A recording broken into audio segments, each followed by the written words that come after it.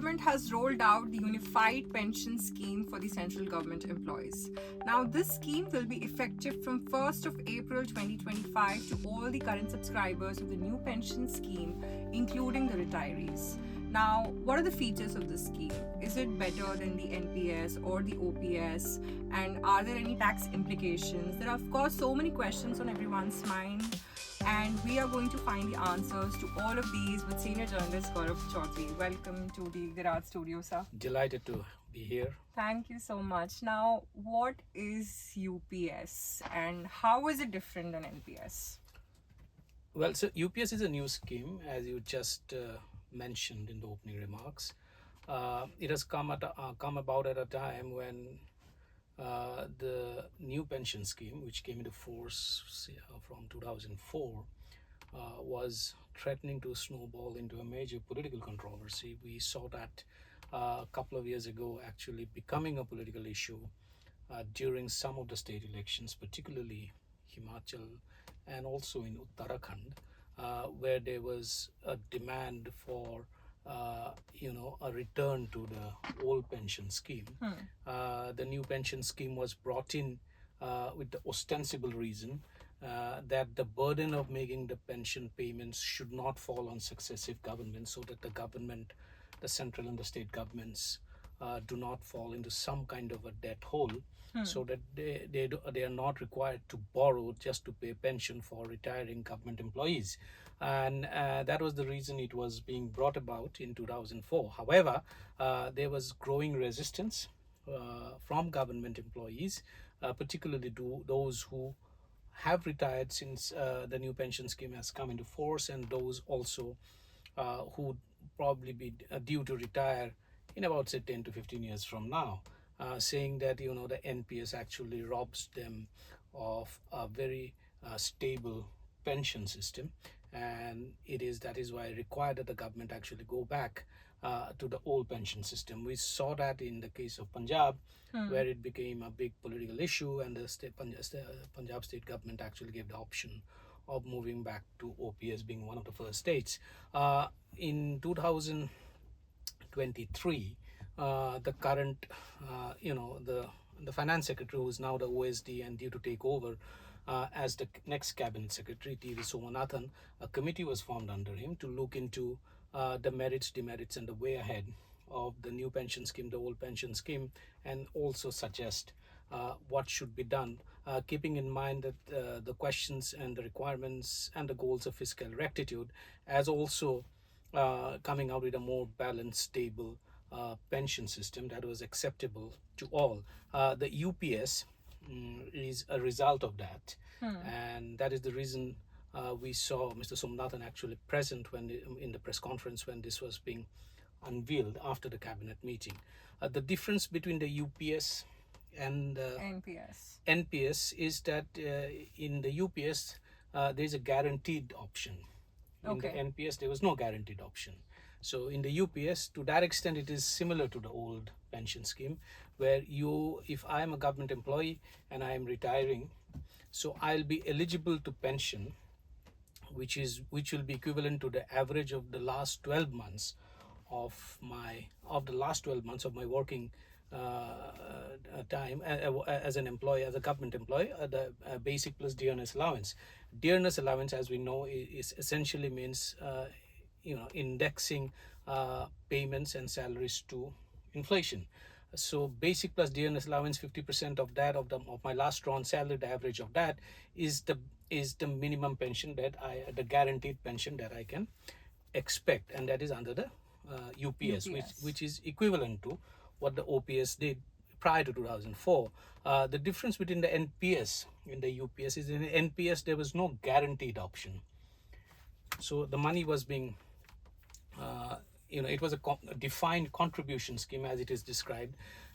Anyone who's joined service after Jan 1, 2004 in the government sector, in the government, central government, and those states which have an NPS in place, is that if I am an employee that have joined during that period or after that date, I would have to make a contribution to my own pension scheme.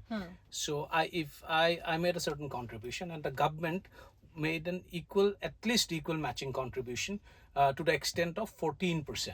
So the government made a 14% contribution of basic plus dearness allowance, which was set aside in a pension fund, and the employee had to make a contribution, a minimum contribution, and he or she had an option to actually contribute even more because there were also tax benefits associated with it under Section 80 CCD of the Income Tax Act.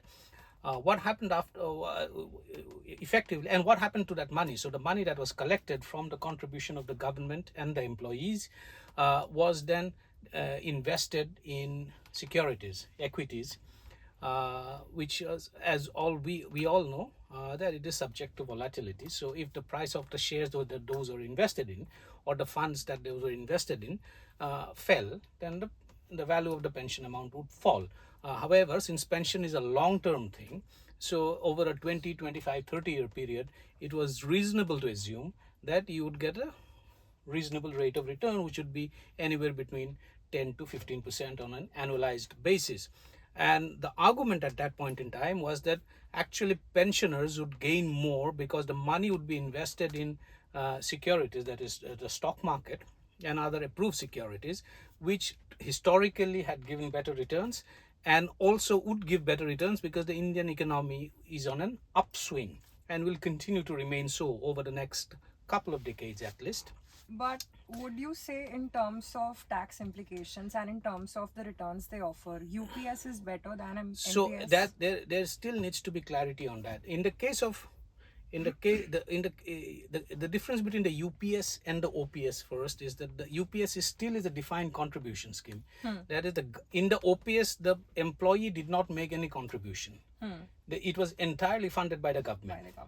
There was some contribution that the employee was allowed to able to make, was in what is called the GPF, but in the pension scheme itself, there was no contribution made by the government. It was entirely funded by the government from its budget.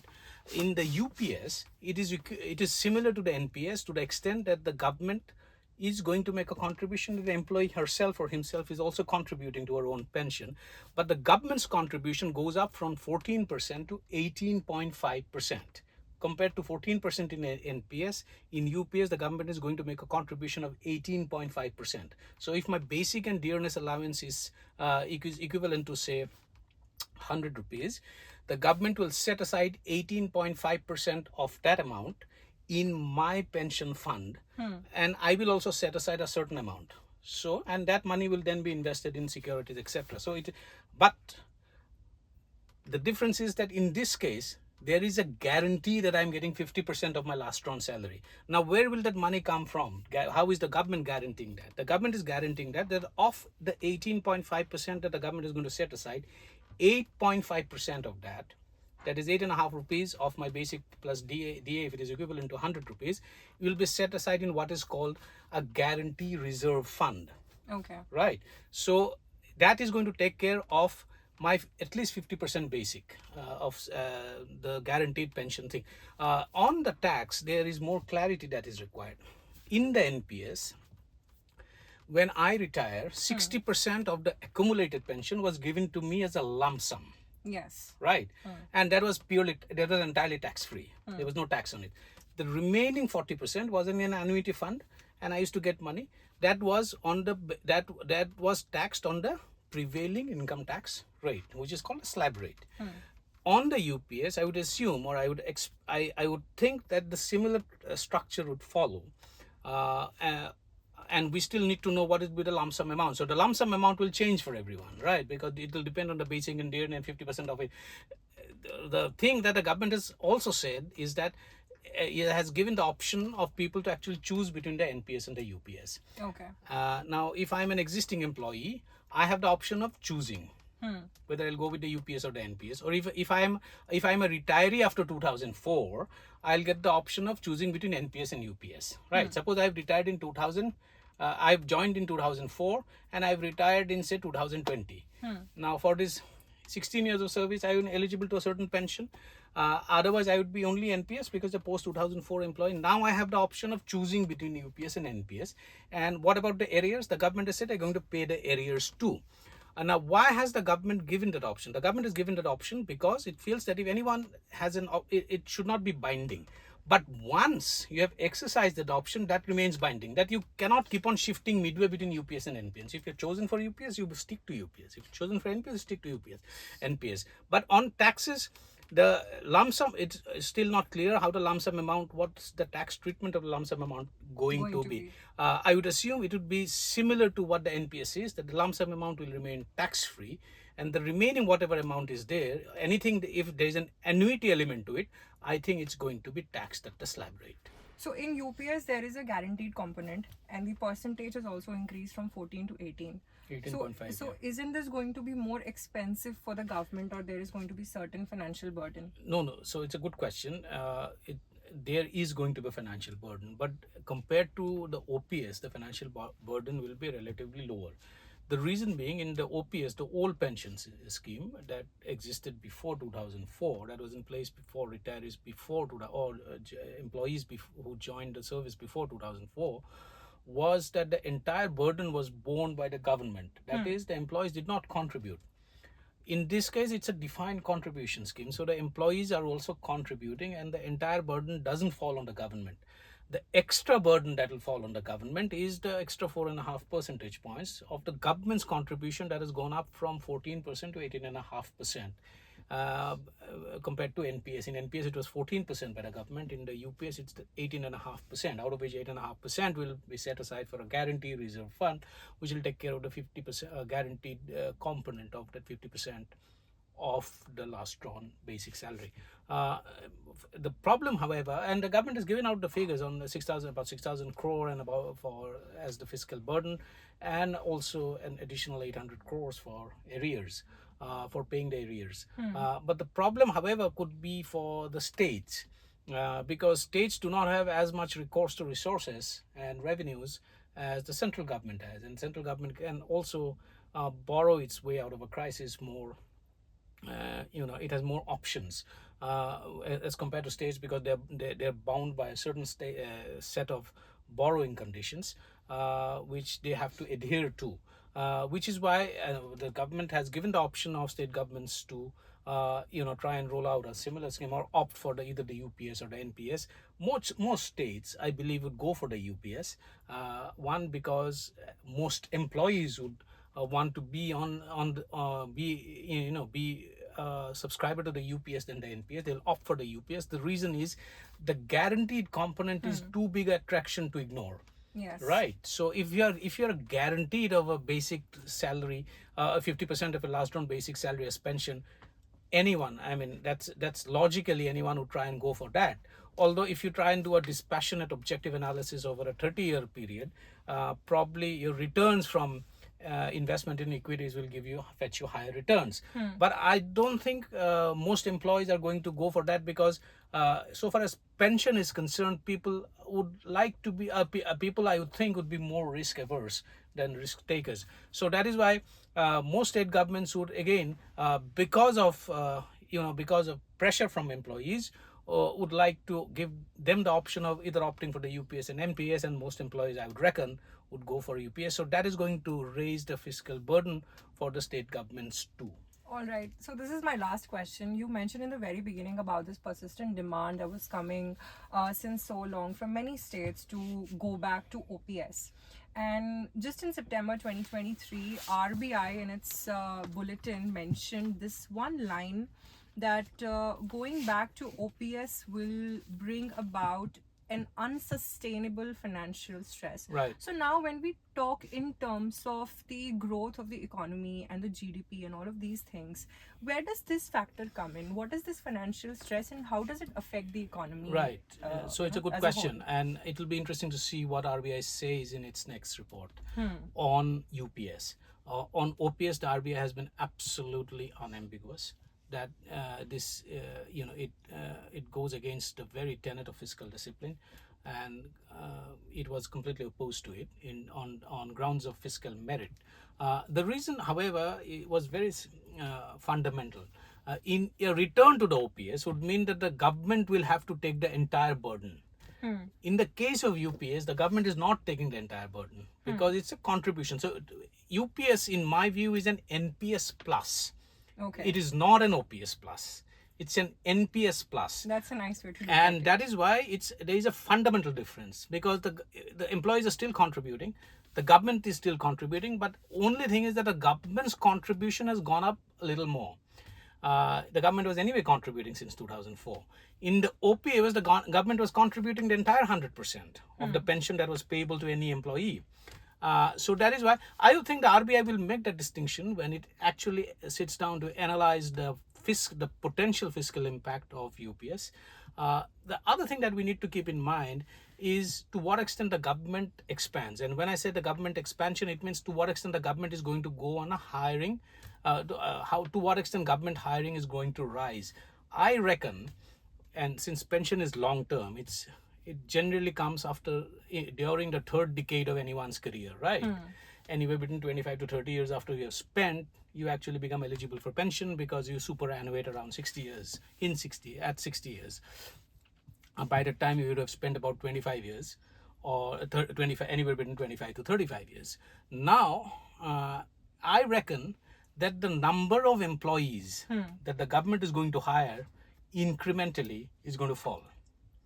Because if today, for instance, in this year, the government is hiring, say, X number of employees every year, in 10 years from now, the government is going to hire X minus number of employees. The reason is large parts of work will become automated. Right now, many government work, governance related work that is done manually by people will not require to hire as many number of people.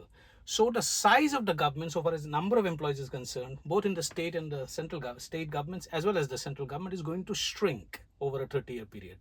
To that extent, the pension liability will progressively come down, because if the number of employees come down, the government's contribution on its balance sheet for employees will also come down, isn't it? So I think the government would have done that calculation. There are certain assumptions that the government would have made on the size of the government so far as number of employees is concerned over a 30-year period. And that's going to be interesting to see, because I would reckon then when the RBI comes out with its report, it's going to do some kind of a long-term time series analysis on the size of the government too. And that is where the fiscal, the fiscal implications will be very interesting to assess and analyze. I thought that was my last question, but now this is my last question. Is this a good news? Is UPS a good news for the private sector employees? Because NPS, the private sector employees also had this thing to contribute. They could be a part of NPS. So UPS is only for government employees. UPS is only. So private sector employees, go ahead with NPS. Private sector NPS remains as an option for private sector employees, as a savings option. As a savings option. That is, you are saving money for your post-retirement income, right? And this is an option. You save money. NPS is nothing for the private sector employees. Is nothing but an asset class. Okay. Right. So you're saving money in fixed deposits. You're saving money in mutual funds and equities and other debt instruments. You're saving money in real estate. You're saving money in gold. You're also saving money in NPS. And the nature of the NPS is that you cannot withdraw money. It's not liquid in the sense that it's not like an FD. Right. You cannot withdraw money immediately, or you cannot redeem it in the manner that you can redeem a mutual fund. You have to keep that money aside and stay invested for a certain period of time, and that period is anywhere between 10 to 15 years at least. And some amount of money, the annuity portion, actually you are eligible to withdraw only when you reach the age of superannuation. Right? So as an asset class, it is built in to serve as a pension scheme only. Okay. It is not built in to serve as a short-term fund requirement asset. It is structured in a manner as a long-term pension system. So you see a large number of private sector employees, including me, who have been investing in NPS for many years now. You invest because you are setting aside money for your post-retirement income. And two, you are also claiming tax benefits under Section 80 CCD of the Income Tax Act. So, and also the returns have been, I should say this, the returns on this so far, at least over the last 7-8 years where I have remained invested, have been fairly decent. you are allowed to, you get to get an idea of how much your money has made and how much your investment has made, and those are transparently done. I would say that it's in the mid-teens in some years, or at least in the early teens, which is quite good. And if that long on a secular long-term trend, if that persists, I think the returns will be far higher. As a long-term post-retirement income and asset class, I think NPS remains fairly attractive for the private sector. All right, thank you so much, sir. Thank you so much. Answers Thank a you. lot of our questions. You were watching the Garage Studio, and we're also very sorry for this glitch we had in between. The light suddenly went off, but that shouldn't keep you away from all the information. Keep watching the Indian Elephant for more.